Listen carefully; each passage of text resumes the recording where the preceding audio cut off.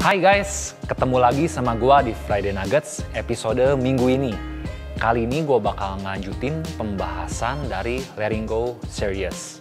Sebelumnya, seperti biasa, gua mau flashback dulu. Supaya apa? Supaya kita nggak ngelupain pembahasan-pembahasan yang udah pernah kita obrolin bareng-bareng di minggu-minggu pertama dan minggu kedua. Di minggu pertama, kita udah ngebahas yang namanya Letting Go of Control. Prinsipnya masih ingat nggak lo?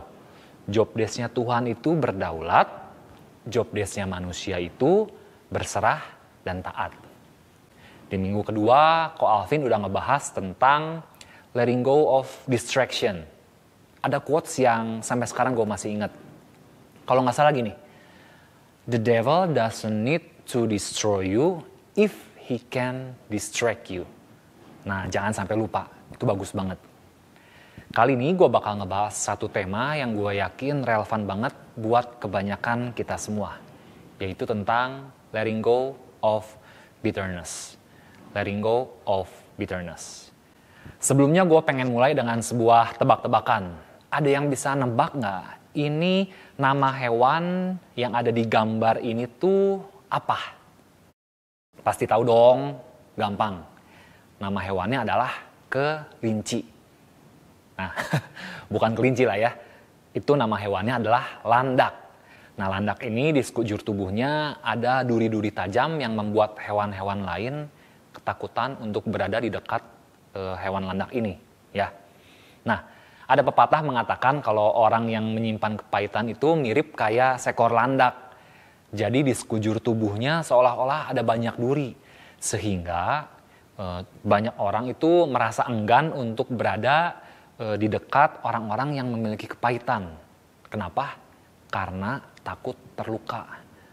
Makanya sebagai manusia kita jangan pernah ngeremehin sama yang namanya kepahitan. Kenapa? Karena firman Tuhan sendiri nggak pernah nganggap remeh, nggak pernah menyepelekan yang namanya kepahitan. Bahkan di firman Tuhan dibahas loh soal yang namanya kepahitan. Nggak percaya? Kita buka firmannya yuk. Ada di Ibrani 12 ayat ke-15. Gua bacain buat kalian semua. Jagalah supaya jangan ada seorang pun menjauhkan diri dari kasih karunia Allah, agar jangan tumbuh akar yang pahit, yang menimbulkan kerusuhan dan yang mencemarkan banyak orang. Nah, perhatiin.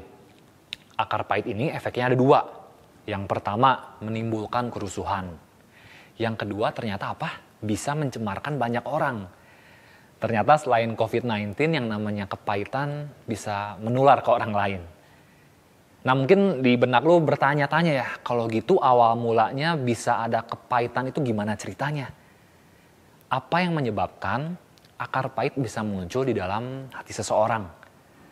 Nah, pertanyaan yang bagus. Gini, kalau kita memperhatikan dunia tumbuh-tumbuhan ya, kita semua tahu dong pasti kalau yang namanya akar itu hanya bisa tumbuh kalau ada dua hal, yaitu benih dan tanah.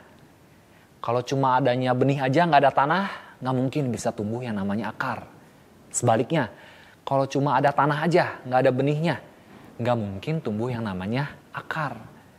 Jadi untuk tumbuh yang namanya akar, perlu benih dan perlu yang namanya tanah. Nah, berarti sebelum ada yang namanya akar kepahitan, ada yang namanya benih-benih kepahitan. Nah, gue pengen sharing dua hal. Ada dua benih-benih kepahitan yang mungkin sering terjadi di dalam hidup kita. Yang pertama adalah luka. Entah itu kita dilukai oleh orang lain, baik secara sengaja maupun gak sengaja. Entah itu kita dilukai oleh orang lain, baik itu lewat perkataan ataupun perbuatan. Atau mungkin juga kita dilukai oleh orang lain dalam bentuk secara fisik ataupun non-fisik. Nah, semua hal tersebut berpotensi menjadi akar pahit di dalam hidup kita. Karena benih kepahitan yang pertama adalah luka. Yang kedua, benih kepahitan yang kedua adalah kekecewaan. Waktu orang lain gagal menjalani hidupnya sesuai dengan ekspektasi kita. Waktu orang lain bertindak sedemikian rupa yang membuat kita sedih dan kecewa. Waktu orang-orang terdekat kita nggak bisa memenuhi harapan-harapan yang kita miliki di dalam hati kita. timbullah yang namanya kekecewaan, dan kekecewaan tersebut merupakan benih kepahitan.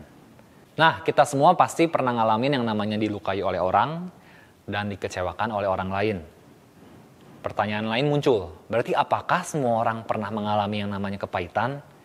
Ya dong, kalau lu pernah dilukai, kalau gua pernah dilukai, jangan-jangan kita semua punya yang namanya akar pahit. Nah, belum tentu. Serius, belum tentu. Karena ingat prinsipnya, akar baru bisa ada waktu ada apa aja? Benih dan tanah. Tadi kita udah ngebahas benih-benihnya. Nah, kalau gitu apa sih yang menjadi tanah di mana benih kepahitan ini bisa tumbuh dengan subur?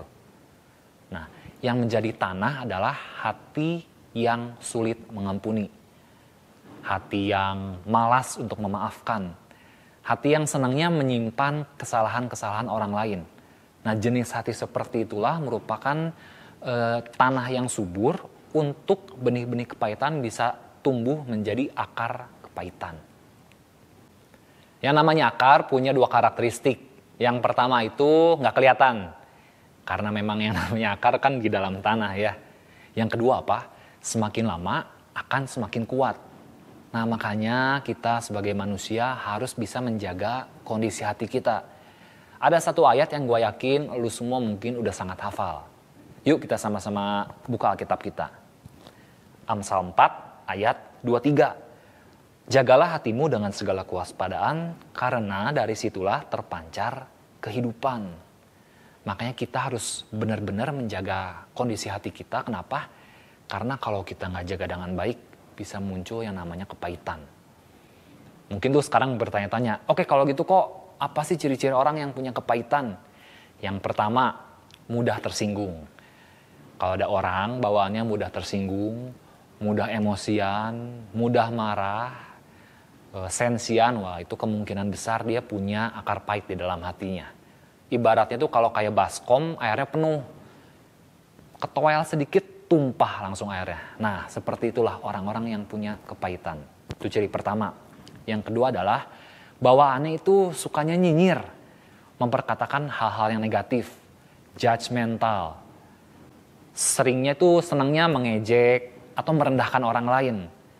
Bahkan mungkin ada orang-orang beralasan, kan kok gue mah cuma bercanda, mengejek atau merendahkan. Nah, kalau misalnya lu punya kecenderungan waktu bercanda itu merendahkan orang lain, mengejek orang lain, kemungkinan besar di dalam hati lu punya yang namanya akar pahit. Yang ketiga adalah, ciri ketiga biasanya nih, bawaannya pingin menghindari orang-orang tertentu. Jadi misalnya lu malas ngobrol sama orang itu, malas papasan sama orang itu. Kalau nggak sengaja misalnya lagi jalan-jalan di mall, ketemu orang itu dari jarak jauh kita ngelihat, kita lebih bersedia untuk mengambil jalan memutar. Sedemikian rupa pokoknya nggak mau ketemu orangnya, nggak mau harus menyapa orangnya. Coba cek, kita punya ketiga ciri itu nggak? Kalau ada, wah itu benar-benar harus diberesin. Pertanyaan lain muncul lagi nih, kenapa kok memangnya harus diberesin sih yang namanya akar pahit itu? Nah, kalau kita nggak beresin akar pahit, prinsipnya gini, kepahitan terhadap sesama itu akan merusak, mengganggu keintiman kita dengan Tuhan. Kepahitan terhadap sesama akan mengganggu keintiman kita dengan Tuhan. Bahkan Tuhan Yesus sendiri pernah ngucapin hal ini nih. Matius 5 ayat 23 sampai 24. Sebab itu, jika engkau mempersembahkan persembahanmu di atas mezbah dan engkau teringat akan sesuatu yang ada di dalam hati saudaramu terhadap engkau, tinggalkanlah persembahanmu di depan mezbah itu dan pergilah berdamai dahulu dengan saudaramu. Lalu kembali untuk mempersembahkan persembahanmu itu. Jadi kita harus ingat prinsipnya. Waktu kita punya kepahitan terhadap sesama, itu pasti akan mengganggu keintiman kita dengan Tuhan. Nah, terus gimana dong? Gimana caranya kita bisa mencabut akar pahit itu? Solusinya cuma satu. Kita harus belajar melepaskan pengampunan. Kita harus melepaskan yang namanya pengampunan. Nah, mungkin buat lu yang dulu pernah disakiti akan protes dan bilang, kok nggak bisa? Pokoknya gue nggak mau mengampuni orang itu. Kenapa? Karena orang itu udah jahat banget sama gue. Gue pengen ngebalas semua perbuatan jahat yang pernah dia lakuin ke dalam hidup gue. Nah, Satu sisi memang dia udah jahat sama lu. Memang lu dalam satu sisi mungkin ngerasa berhak untuk ngasih pembalasan ke orang tersebut. Tapi ingat, ada satu ayat di dalam firman Tuhan yang ngingetin kita bahwa yang namanya pembalasan itu haknya Tuhan. Kita sama-sama buka ya. Ada di surat Roma pasal ke-12 ayat 19. Saudara-saudaraku yang kekasih, janganlah kamu sendiri menuntut pembalasan, tetapi berilah tempat kepada murka Allah. Sebab ada tertulis, pembalasan itu adalah hakku. Akulah yang akan menuntut pembalasan. Nangkep ya? Satu sisi kita harus merelakan bahwa yang namanya pembalasan itu haknya Tuhan. Dan kabar baiknya apa? Kalau pembalasan ada di tangan Tuhan, gak mungkin gagal. Kebayang ya? Waktu kita membalas kejahatan orang lain, hati-hati. Kita mungkin pengen membalasnya lebih jahat lagi, dan waktu itu terjadi kita berdosa. Dan mungkin kita sebagai manusia juga nggak punya kekuasaan yang banyak untuk memastikan bahwa pembalasan itu bisa terjadi. Makanya kenapa Tuhan bilang, udah yang namanya pembalasan itu haknya Tuhan. Yang namanya pengampunan adalah kewajiban manusia. Ingat, pembalasan itu haknya Tuhan, sedangkan pengampunan adalah kewajiban manusia. Nah, makanya yuk, gue ingin ajak kalian semua sama-sama kita lepaskan pengampunan. Jangan sampai kita masuk ke tahun yang baru nanti sambil masih menyimpan yang namanya akar pahit. Lebih baik tahun ini kita bereskan. Kita cabut akar pahit tersebut dari dalam hati kita dengan melepaskan pengampunan kepada orang-orang yang udah berbuat jahat, melukai kita dan mengecewakan kita. Gua harap kalian semua lewat pelajaran hari ini bisa mengambil hikmahnya, dan jangan lupa selamat melepaskan pengampunan. Sampai jumpa di episode selanjutnya. God bless you all.